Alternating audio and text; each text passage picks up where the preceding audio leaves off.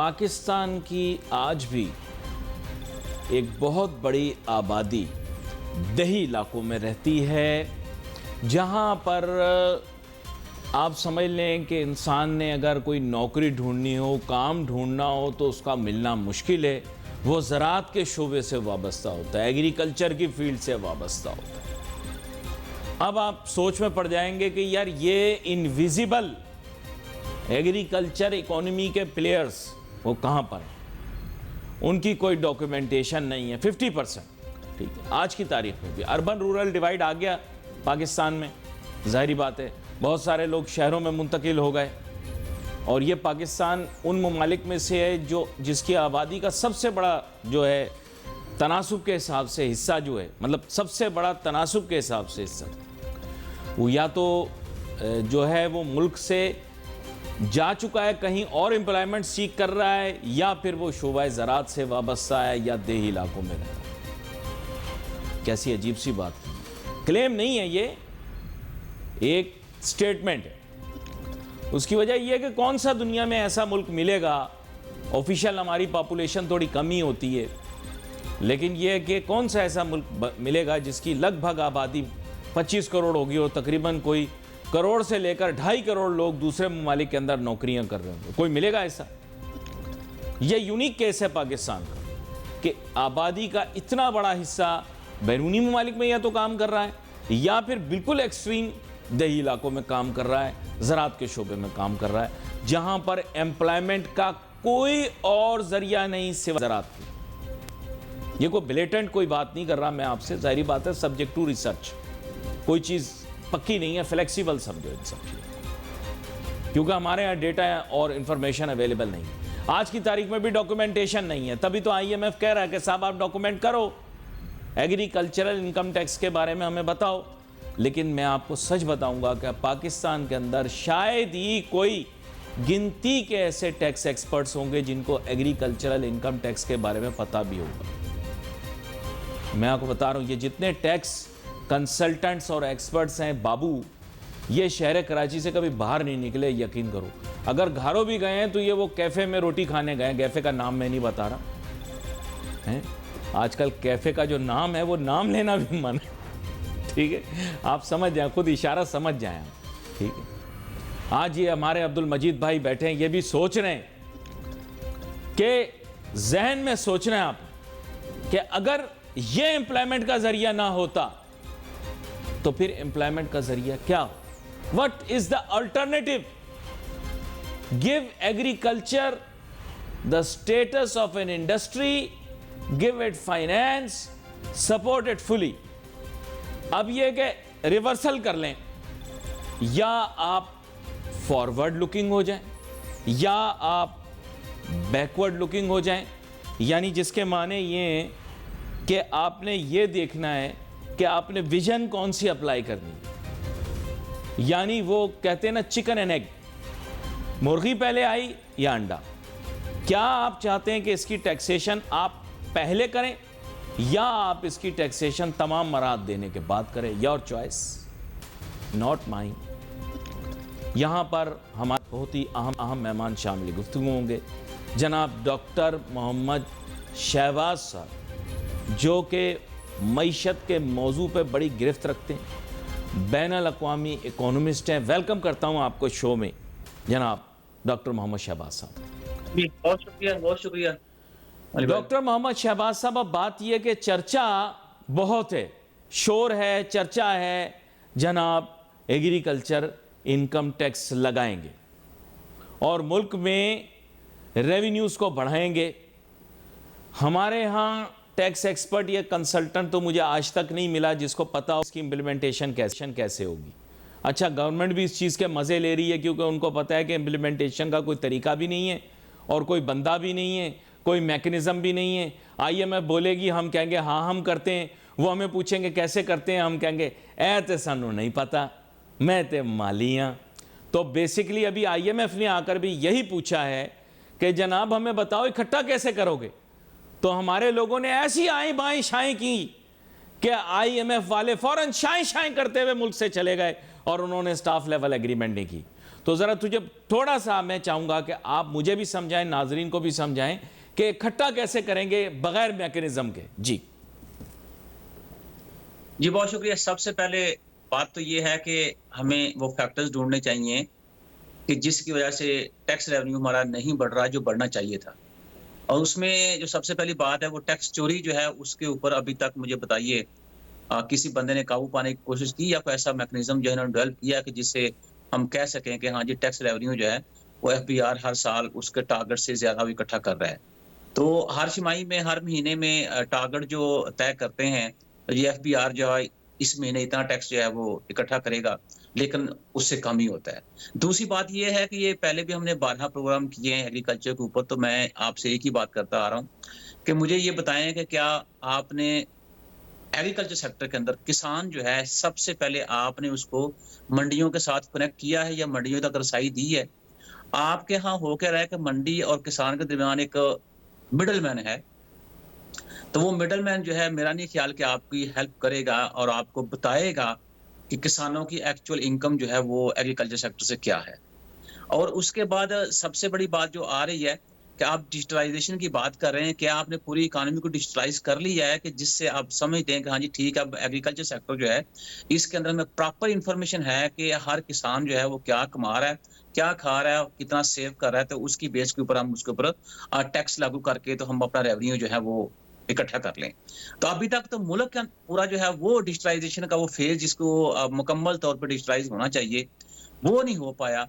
तो agriculture sector जो है, इसके अंदर कहाँ से मैकेनिज़्म आएगा और कहाँ से लोग जो हैं वो टैक्स आप एग्रीकल्चर सेक्टर पर लगाएँगे, तो आपके रेवेन्यू के अंदर जो वो हेल्पफुल होगा और आप एफबीआर के थ्रू जो टैक्स रेवेन्यूज़ के टारगेट्स हैं, उनको आप अचीव कर पाएँगे। अच्छा, आपको बड़े और मज़े दूसरी की बात बातें ये आप देखिए। बताऊंगा। ये जो हमारे शहर के लोग होते हैं ना, इनको गांव का रहन सहन तो कुछ पता नहीं, और ना इनको ये पता है कि अब वहाँ तक टेक्नोलॉजी भी पहुँच चुकी है, रिटेल भी पहुँच चुकी है। ये पता नहीं, वो फिल्में, इंडियन फिल्में पुरानी देखते हैं, उसमें जो गांव देहात का सेट लगा होता है ना, और वो समझ के इनको समझ में आता है कि जनाब ये गांव है। मैं आपको एक मिसाल देता हूँ। इसी तरह की बचकाना सोच के साथ मैं भी एक गांव में चला गया, कई साल पहले की बात है, मफरूज़े की बुनियाद पर आपको बता रहा हूँ। तो वो साहब थे घर में, उन्होंने कहा कि जी कनक तो हमारी अपनी। तो मैंने उनको बोला कि चावल खाने का दिल कर रहा है। तो उन्होंने कहा ठीक है। मैंने कहा आप लोग तो बार्टर करते होंगे, गांव में किसी के घर से चावल उठा लेंगे। कहते नहीं, हमारे यहाँ बहुत अच्छा किराना स्टोर है, हम तो चावल वहाँ से लाएंगे। तो मैंने कहा जी हम तो सियालकोट में बैठे हुए हैं, यहाँ तो चावल काफ़ी अच्छी पैदावार हो जाती है, तो आप बताइए। तो कह रहे नहीं नहीं, अब तो ये जो है हम तो स्टोर से ख़रीदेंगे, वहाँ अलग क्वालिटी के होते हैं। तो मैंने कहा यार, शहर में तो हम यही सोचते हैं कि लोग गांव में एक दूसरे के घर से ही सामान लेके इस्तेमाल करते रहते हैं, चीनी पत्ती सब यहीं हो जाती है। तो सर ये ज़रा फिल्मों से बाहर निकलेंगे, इनको पता लगेगा क्या इकोनॉमी। नहीं, वो आप पाकिस्तान की पुरानी फ़िल्म में देखें, गाँव का मंज़र जो है, मेरा इंडिया की पुरानी फ़िल्मों से ज़्यादा अच्छा पेश किया जाता है। और उसमें आप देखें ना, चावल जो है वो उसकी भी किस्में होती है ना। किसान मोस्टली देहात के अंदर जो लोग रहते हैं, ये बासमती चावल जो है उसको खाने के लिए इस्तेमाल करते हैं। हालाँकि पैदावार में कश्मीरा चावल है वो पैदा किया जाता है, ईरी ईरी चिट्टी उसको कहते हैं, वो भी पैदा किया, लेकिन इनकी इनकी पैदावार बहुत अच्छी होती है। तो किसान करता है क्या है कि मोस्टली ये बस ट्रेंड्स हैं नए। वैसे तो मईशत के तमाम ही मौज़ूआत के ऊपर बात कर लेते हैं, लेकिन मैं इनको जानबूझकर कोशिश करता हूं कि एग्रीकल्चरल इकोनॉमी की तरफ लेकर आऊँ। उसकी वजह यह है कि हमारे मुल्क के अंदर एग्रीकल्चर जीडीपी का इतना बड़ा हिस्सा होने के बावजूद उस पर तवज्जो नहीं दी जाती, उस पर प्रोग्राम नहीं किया जाता, क्योंकि वो इतना ग्लैमरस नहीं। लेकिन रियलिटी ऑफ द मैटर ये है कि अब यहाँ पर कुछ इक्वेशंस हैं जो मैं चाहूँगा उनके साथ डिस्कस करूँ। बात यह है कि ये जो एक सोशल इक्वेशन है, डॉक्टर मोहम्मद शहबाज साहब उसको रिसॉल्व करें। क्या हम मरात पहले दें देही इलाकों को, एग्रीकल्चर के शोबे को, फिर बाद टैक्स इकट्ठा करें, या पहले टैक्स इकट्ठा करें, मरात बाद में दें? ये एक बड़ा अहम सोशल इक्वेशन है, इसके बारे में मैं आपसे पूछना चाहूँगा। जी, सबसे पहले तो हमें बेसिकली वो स्टैटिस्टिक्स देखने चाहिए। जैसे अभी अब देखें रिसेंटली, तो 20% जीडीपी का जो है एग्रीकल्चर सेक्टर से हमें वसूल हो रहा है। तो हमने अभी तक यही कोशिश नहीं की कि ये हमारा तकरीबन पिछली दहाई का भी आप चेक करें, ये 17 से 20% ही रहा है, इसको हमने बढ़ाने की कोशिश नहीं की। उसके बाद आप देखेंगे आपको जो वर्कफोर्स का 40% जो है वो एग्रीकल्चर सेक्टर के साथ उनको मतलब के लाइफ भी जो एग्रीकल्चर सेक्टर से आ रही है। देहात के अंदर जो लोग रह रहे हैं 90% लोग जो है डायरेक्टली और इनडायरेक्टली जो है एग्रीकल्चर सेक्टर के साथ जो है वापस आए, और हम फिर ये कहते भी हैं कि एग्रीकल्चर सेक्टर जो है वो पाकिस्तान की जो जीडीपी है या पाकिस्तान की इकोनॉमी जो है उसकी रीढ़ की हड्डी है। तो आप ये देखें कि उस रीढ़ की हड्डी के बारे में हम कितना परेशान हैं कि हमने अभी तक किसान को एजुकेट ही नहीं किया ताकि वो एग्रीकल्चर सेक्टर के अंदर जो नई-नई टेक्नोलॉजीज़ आ रही हैं उनको इस्तेमाल कर सकें। ये चीज़ जो है आपने देखनी, तो अब चाइना है, चाइना का किसान जो किस कदर एजुकेट है और किस कदर एग्री टेक जो है उसको इम्प्लीमेंट किया गया एग्रीकल्चर सेक्टर के अंदर, वहाँ प्रोडक्शन जो है उसका आप देखें तो आप परेशान हो जाएँगे। हमारा किसान जो आज भी इस बात पर खुश होता है, लेट्स से कि अगर हम कनक जिसको गंदम कहते हैं, तो कनक जो बेसिकली पंजाबी का लफ्ज़ है, तो वो तकरीबन जो आपकी फी एकड़ जो पैदावार है वो 40 से 50 मन है, और इसी के ऊपर हम खुश हो जाते हैं। लेकिन दुनिया के अंदर जर्मन में चले जाएं 110 फी एकड़ जो मन गंदम की पैदावार निकल रही, चाइना में आ जाए 100 से ऊपर है। तो हम तो जो एक रिसर्च एंड डेवलपमेंट का जो एलिमेंट था एग्रीकल्चर सेक्टर के अंदर, उसको हमने बिल्कुल वो बलाए ताक रखा हुआ है। और उसके बाद में जो बड़ी अहम बात समझता हूँ कि जब तक आप किसान को एजुकेट नहीं करेंगे, आप उनको मुराद देते रहें, मेरा नहीं ख्याल कि जिस घर से आप उनको मुराद देंगे और वो आपके मकासद जो पूरे हो जाएंगे। और ये जो सिनेरियो भी चल रहा है, इसके अंदर आप जितने मर्जी एग्रीकल्चर सेक्टर को टैक्स लगा रहे हैं, मेरा नहीं ख्याल कि आपका वो हदफ जो आईएमएफ बेसिकली तय कर रही है वो पूरा हो सकेगा। उसकी वजह ये, अगर हम थोड़े स्लैब देखें जो एग्रीकल्चर सेक्टर के अंदर मुतारफ करवा रहे हैं, आप ये कह रहे हैं कि जो सालाना आपकी जरी इनकम 6 लाख है तो उसको टैक्स कोई नहीं होगा। 6 से 12 लाख आप जब आएंगे तो 15% आपको टैक्स देना पड़ेगा। 12 से 16 लाख पे जब आएंगे तो फिक्स टैक्स 90,000 है, इसका मतलब 15% भी आपको देना होगा। 12 लाख से ज्यादा आमदन पर 12 लाख से ज्यादा आमदन पर आपको 20 लाख रुपया टैक्स देना पड़ेगा, 20% टैक्स देना पड़ेगा। इसी तरह 16 से 32 लाख जब आपकी इनकम होगी सालाना, उसके ऊपर 1,70,000 रुपया फिक्स टैक्स होगा, और 16 लाख से जितनी ऊपर आपकी आमदन होगी उसके ऊपर 30% टैक्स आपको देना पड़ेगा। इसी तरह अब हम लास्ट इसकी जो स्लैब उसके ऊपर आप जाएं, जिसमें कहा यह गया कि 32 से 56 लाख रुपए आपकी आमदन होगी, जिसके ऊपर 6,50,000 रुपए आपको फिक्स टैक्स देना पड़ेगा, और 32 लाख से ऊपर जो आमदन है उसके ऊपर 40% टैक्स जो लागू होगा। तो सबसे पहली बात तो यह है कि ये जो स्लैब आपने बनाई है, ये मेरे ख्याल में है ही अनरियलिस्टिक, और मेरा नहीं ख्याल कि इसका आपको ट्रू सेंस में कहीं से डेटा मिलेगा, और आप ये टैक्स की जो स्लैब आपने बताई है यहाँ पे, उसके ऊपर टैक्स इंप्लीमेंट करके आप सही मानों में रेवेन्यू जो उसको जनरेट कर सकेंगे। तो नहीं, मैं लेकिन ये जो हम एक बात पहले आईएमएफ के साथ फिर हम ये हॉकी खेलते क्यों हैं, मुझे समझ में नहीं आ रहा। ये आईएमएफ वाले तो बड़े शाणे हैं, वो तो इस स्कूल से मतलब ये है कि वो स्कूल के प्रिंसिपल होके चल दिए, जिस स्कूल के अंदर हमारी अभी केजी में एडमिशन हुई है, तो हम उनके साथ ये फनकारियाँ क्यों दिखा रहे हैं? मुझे अभी तक समझ में नहीं आ रहा कि हम उनको फनकारियाँ दिखा के हासिल क्या करना चाह रहे हैं। लेकिन बात ये है कि जब आपके घर के अंदर कमियां होती हैं तो फिर आप इस तरह के वो बंदर की तरह छलांगे लगा के आप अपनी जो प्रोडक्टिविटी है उसको इनहेंस करने की कोशिश तो लाजमी करते हैं, ठीक है। अब बात ये है कि अगर आप ये इतने अच्छे होते तो आपको ही पता है कि स्टाफ लेवल मुआहदा जो नहीं हुआ, और गवर्नमेंट आईएमएफ जो है गवर्नमेंट के साथ साइन किए बगैर चला गया, ठीक है। लेकिन हमारे वज़ीर ख़ज़ाना अभी भी ये कह रहे हैं जी सब कुछ अच्छा है, सारी चीजें बिल्कुल ठीक चल रही हैं, जो आईएमएफ ने कहा हमने वो इम्प्लीमेंट कर दिया और आईएमएफ के हम मुताबिक ही चल रहे हैं। लेकिन रियलिटी ये है कि आईएमएफ का जो वफद आया था वो स्टाफ लेवल का मुआहदा किए बगैर ही चला गया है। तो फिर इस तरह की हॉकी खेलना या फुटबॉल खेलना ये नई बात तो नहीं है।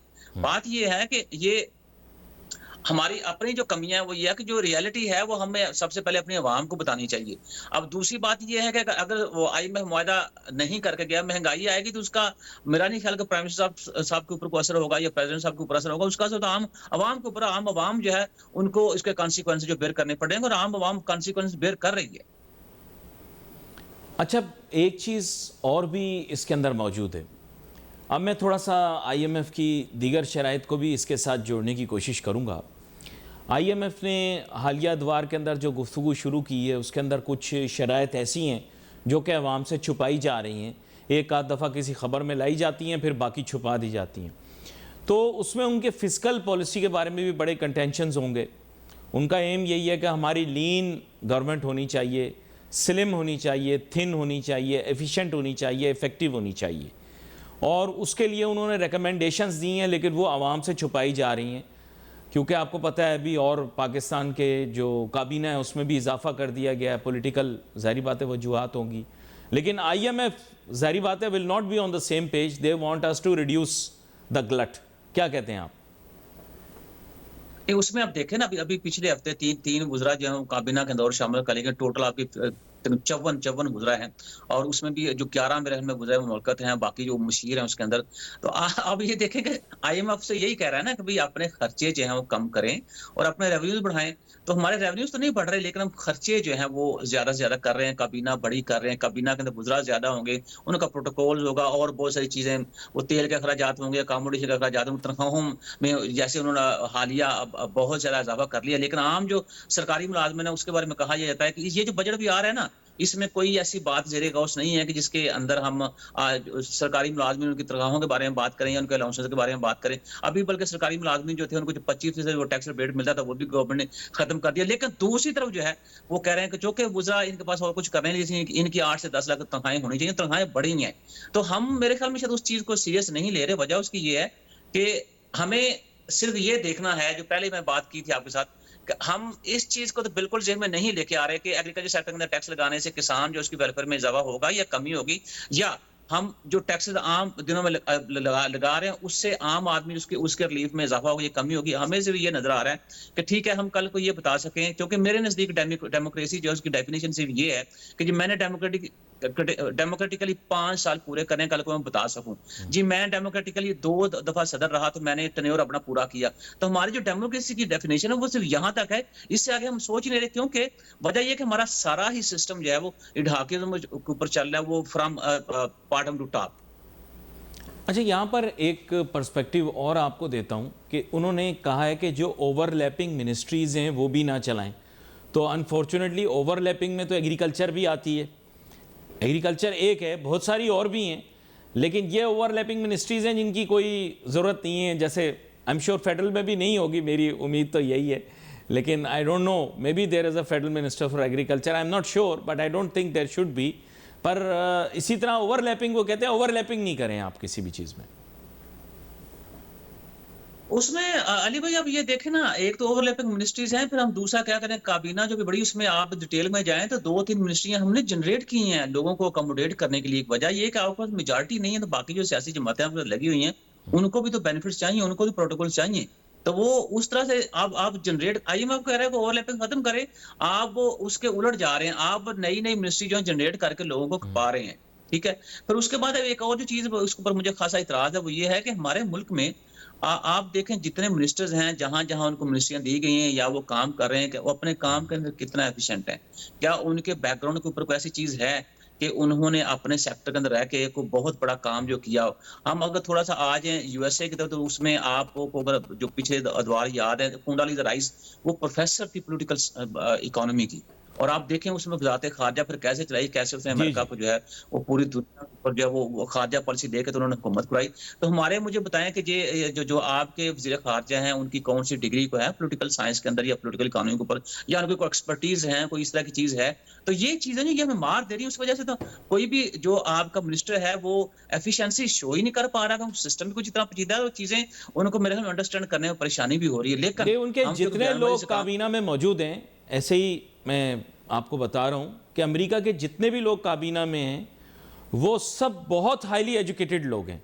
इसके बावजूद कि उनका जैसा भी बिहेवियरल पैटर्न हो या बात करने का तरीका सलीका हो, लेकिन वहाँ पर आपको पता है किसी भी शख्स को अगर किसी भी ओहदे के ऊपर फाइज किया जाता है तो बाकायदा वहाँ की कांग्रेस और सेनेट जो है वो उनको इंश्योर करती है कि उनके अंदर वो काबिलियत मौजूद है, और अगर उनका अपना बंदा भी होता है तो उसको भी हेयरिंग के अंदर वो बहुत सारे सवालात पूछते हैं जिससे वो अपनी अहलियत को साबित कर सके।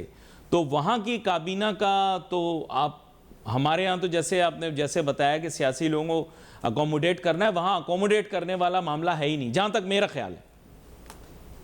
उसमें मैं आपको एग्जांपल देता हूँ, ये बराक ओबामा जब ये प्रेसिडेंट थे, उनका जो आईटी का मिनिस्टर था वो नोबेल लॉरिएट था। आप इससे अंदाजा लगा लें कि वो लोगों को जब चुनते थे तो जो अपने अपने कह लें कि सब्जेक्ट में जो माहिर लोग थे उनका वो इंतखाब करते थे। वो बिल्कुल सियासी कह लें कि बार्गेनिंग वगैरह उनके यहाँ नहीं थी। और उसमें आप देखें आईटी में, आप देखें यूएसए कहाँ पे खड़ा हुआ है, आप जो वेपन डिफेंस इंडस्ट्री उनकी है उसमें देखें यूएसए कहाँ खड़ा हुआ है, उसकी जो इसीलिए वो लोग दुनिया के अंदर इतनी तेजी से तरक्की कर रहे हैं। उनके अहम ओहदों के ऊपर सारे फाइज लोग बहुत हाईली क्वालिफाइड। खौफ की बात यह है और परेशानी की बात यह है कि पाकिस्तान की जो अक्सरियती देही आबादी है वो मिडिल क्लास या lower middle class agricultural background से ताल्लुक़ रखते हैं। उनका खौफ ये, उनको परेशानी ये है कि अगर ये एग्रीकल्चरल इनकम टैक्स लग गया, बिल्कुल जैसे शहरों और बाकी पाकिस्तान के अंदर बाअसर तबकात तो टैक्स देते नहीं हैं, दरमियाने दर्जे के और लोअर मिडिल क्लास बेचारी दब पिस जाती है और सारा पैसा उन्हीं से खींच लिया जाता है। और रईस लोग आपने क्या बोलते हैं, कलाबाजियाँ खा के सेव कर लेते हैं अपने आप को। यहाँ पर डॉक्टर शहबाज साहब, बात कुछ ऐसी है कि ये जो कंटेंशंस हैं मिडिल क्लास और lower middle class agricultural based income generate करने वाले लोगों की, वो मेरे ख्याल बड़ी जेन्युइन है। उनकी कंसर्न बहुत जेन्युइन है कि घुमा फिरा के आप 16 एकड़ वाले और 24 एकड़ वाले से तो ले लोगे, लेकिन 6000 एकड़ वाला जो वडेरा होगा, मलिक होगा, चौधरी होगा, उससे आप नहीं लोगे। ये लोगों के जहन में कंटेंशन है। क्या कहते हैं आप? उसमें आप देखें जो लास्ट स्लैब है ना इसकी टैक्स की, उसमें कहा यह गया है ज़री आमदन सालाना जब आपकी 56 लाख से बढ़ जाएगी या 56 लाख पे होगी, तो उसमें होगा ये कि आपको जो टैक्स है वो तकरीबन 16,10,000 पे फिक्स टैक्स होगा और उसके बाद 45% इजाफी टैक्स भी दिया जाएगा या आपसे वसूल किया जाएगा। अब जो जहां तक बात आप कर रहे थे कि एग्रीकल्चर सेक्टर के सॉरी देहात के अंदर जो